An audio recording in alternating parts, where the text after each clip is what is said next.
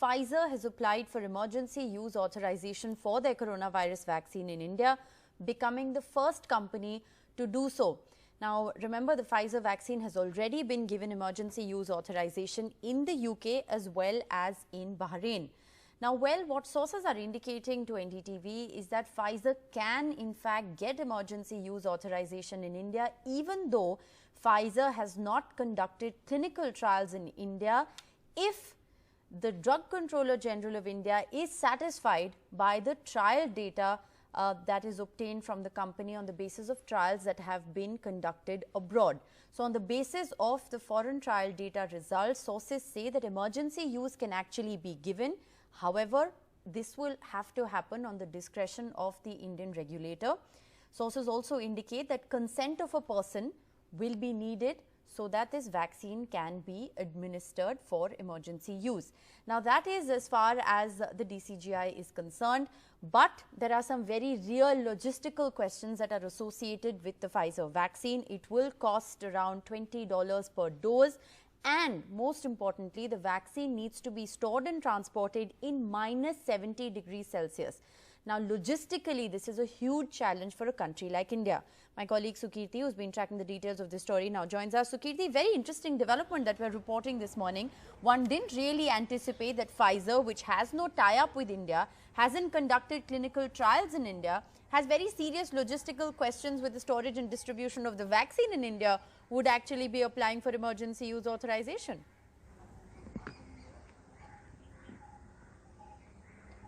Well, yes, absolutely. All eyes have been on the developments with the Pfizer vaccine, and especially since the announcement came that the efficacy is at about 95% after the third stage trials, and especially in the last few days when it received emergency use approvals in UK as well as Bahrain. So in India also all eyes had been on the developments, but Pfizer at this point of time, as sources tell us, has applied for emergency use authorization. An application has been sent to the Indian drug regulator. Currently, they have sought an exception, a sort of waiver on the trials to be conducted in India. But as far as the rules go, currently the rules are that every vaccine that gets approval for usage in India has to first conduct trials upon the Indian population.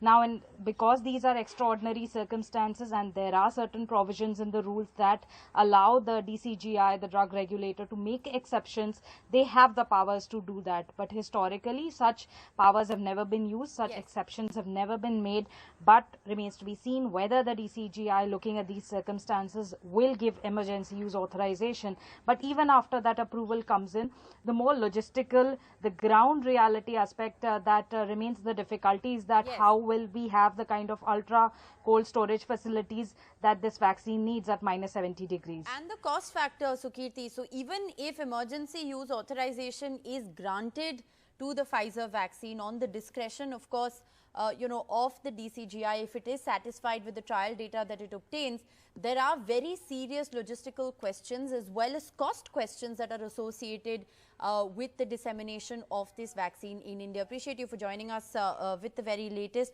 Let me now, put this story in context for our viewers. We have with us Dr. D. Roy. He is the former Deputy Drugs Controller of India. Thank you very much for joining us, Dr. Roy. Your perspective is going to be very valuable. We have Dr. Yatin Mehta, the chairman of the Medanta Institute of Critical Care, Dr. Romal Tikku, the Associate Director of Internal Medicine, Max Healthcare, and Professor Dr. Anita Ramesh. She is, of course, a specialist in clinical trials. Dr. Roy, if I can begin by asking you, the big question, of course, on everyone's mind is whether the Drug Controller General of India can even grant emergency use authorization to a vaccine candidate that has actually no tie-up with India and has not conducted any clinical trials in India. See, it depends on this, how much data and which type of data is being submitted by the applicant. By considering all the data, then if DC India feels that for the country's sake, for the emergency purposes, it can be given, he can give it. He can give the permission for that. All right. So you're saying for emergency, and Dr. Roy, has it ever happened? Has the drug controller General of India ever given emergency use authorization for a vaccine or a drug that has not conducted clinical trials on an Indian population? I think recently after this COVID episode comes in picture, then one antiviral drug, favipiravir, that has been permitted on emergency purposes. Emergency use is nothing but a extended clinical trial. Because if you consider the clinical trial for phase 1, phase 2 and phase 3, every time you require a consent from the person whom this drug or vaccine will be given. But when the permission is given for marketing authorization, then this requirement is not there. But when there is a emergency purpose, emergency use, then the regulators may put certain conditions. This also may be one of the conditions that at the time of giving this vaccine, all the recipients must have given his or her consent. So that depends on the regulators. Right. On the basis of data, he can give it. All right. Professor Dr. Anita, if I can come to you, how important is it for a vaccine to be tried on the Indian population, given the fact that the phase 3 clinical trial of any vaccine, looks at different populations, different age groups, different ethnicities, that may have a different reaction to the vaccine? Yes, very pertinent question for today's morning. Yes, as per the rules and regulation for the Drug Controller of India and anything, whether it's US or Europe or it's India, the rules remains the same. The drug or the vaccine needs to be tried in the same population, different age group, different ethnicity and different comorbidities, hypertension, diabetes, cancer, for example. And that's what we do for the other drugs. Now, that is what the rules say, and that has to be done before a drug gets approval in any country. And that's what's happening in India as well. But at this point of time, the world is in a pandemic, and desperately we are looking for something which will save the entire humankind. Yes, this has happened earlier. Take Russia, the Sputnik vaccine, which is manufactured by Russia, before completing phase 3, the Russian drug control has given permission for emergency use, yes, but it is for a limited period. Similarly, today yesterday Pfizer BioNTech has applied to the drug controller of DCGI India that whether the drug can be used on an emergency basis. I understand the trial has not been done here and the storage conditions are difficult, the cost is high, but on an emergency basis, yes, DCGI may take a step forward to say, yes, you can try, can be done, and this is allowed as far as clinical trials are involved. But remember, it is for a limited period approval only till further. In the meantime, Pfizer needs to also do the proper trial simultaneously in India to get a full approval of this vaccine.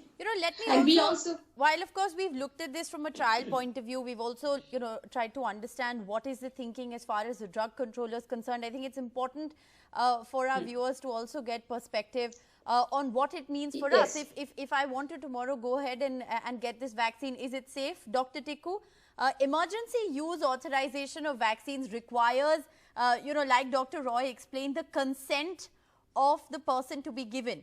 For many that can be a scary proposition, that can be an uncomfortable proposition. What does this emergency use authorization mean for India if at all it is granted? See, emergency use authorization means till the trials are completed in India, we can use it. Ongoing trials and still you give the vaccine. And that's what is happening all over the world. And India should not be an exception. Soon this vaccine will be rolled out in UK, US, and they've also asked for emergency use authorization from Bahrain, where they have gotten approval. So why should India be an exception to this? There are logistical hurdles. Yes. The fact that the trials are not happening in India, but that the regulator has to look into, and if DCGI gives them a nod, then why not? Nothing like it. We need a vaccine at this point. But the logistical question is an important one, and Dr. Tikku, I believe we have some audio trouble with you. We're going to try and reconnect that line with you. We can't hear you very clearly. Let me take this to Dr. Mehta. Dr. Mehta, minus 70 degrees was said to be the biggest deterrent when it came to the to the Pfizer vaccine, I beg your pardon. Even Moderna, for that matter, not being a viable candidate, needing that minus 20 degrees. Do our hospital facility, say a critical care facility like Medanta or Max or even the most sophisticated hospitals in India, do we have the infrastructure for storage of minus 70 degrees?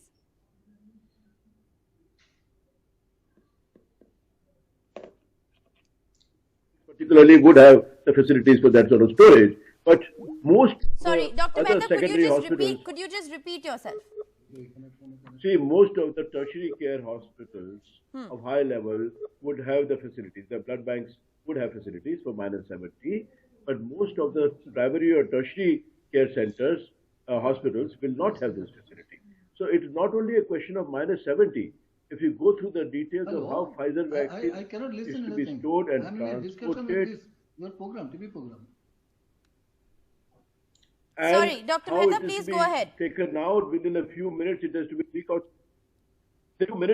reconstituted. It's very complicated. I mean, the box contains about 5,000 vaccines. It is very complicated how it is transported, how it is reconstituted, within how much of time it has to be re-injected. So, I mean, it is a very complex situation. It cannot be done all over India.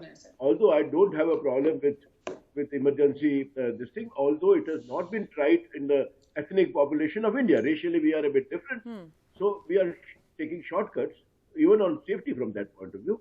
But yes, this data can be collected and there should be some insurance covers for the recipients also, because it is untested in Asian population. Right. It has been tested. But Dr. Mehta, you raise a very important point. So you're saying in in some of the advanced healthcare facilities in India, this minus 70 degree storage would actually be possible. And there have been several experts who actually believe that India will need a combination of different vaccines in order to be able to effectively inoculate in a timely fashion its entire population. Do you then think that the Pfizer vaccine perhaps is viable? The Pfizer vaccine can come to India, can be administered to a certain section of the urban population if there are, advanced hospitals that can actually store this vaccine? Yeah, we would require multiple vaccines.